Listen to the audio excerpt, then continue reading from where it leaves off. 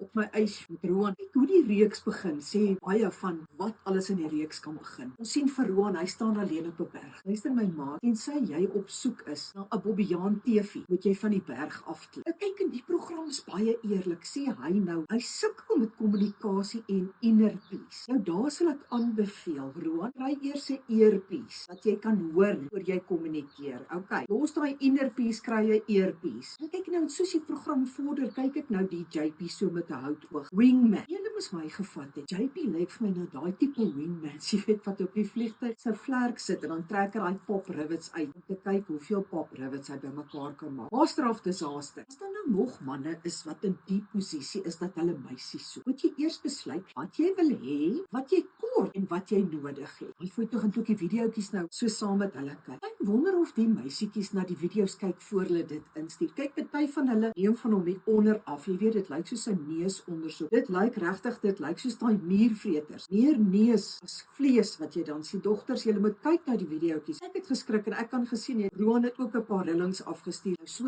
rol die tweetjies nou deur die video's. Maar kyk toe hulle dan nou een sien wat in albei se smaak val. Kyk hulle daarom nou vir mekaar, weet jy? Soos twee dronk lappe wat deur 'n spietkop gestop is en hulle kyk vir mekaar om agter te kom wie bestuur. Ek dink hulle kon daarom daai kykery 'n bietjie minder opsigtelik gemaak het. Ek het later gevoel JP probeer te hard, jy weet. Hulle sê hulle het al voorheen probleme gehad met meisies omdat hulle 'n tweeling is. En die meisies bang is hulle kom tussenin. Nou, hoekom dit donder kies jy dan weer jou tweeling boetie om jou te help? Mens sou nou ook dink, jy weet, as jy nou werklik ernstig is om 'n nooi te kry, dan sal jy notas neem. Want jy kyk nog klomp video's. Nie een van die twee te pen of 'n notaboek nie. Ek wil net vir jou sê, Roan, hierdie is nie 'n rugbyveld waar jy net met jou talks en jou lakkie onderbroek opdaag nie, hoor. Jy moes daar 'n notaboek gehad het. Jou admin is afgesloef. Iets wat Roan 'n paar keer duidelik gestel het. Hy soek nie 'n meisie wat sy sal vat. So as jy op 'n rioolplaas werk of jy het 'n honeysucker besigheid saam met jou pa, asseblief, jy moet op sy staan, hoor. Moenie sy oef vat.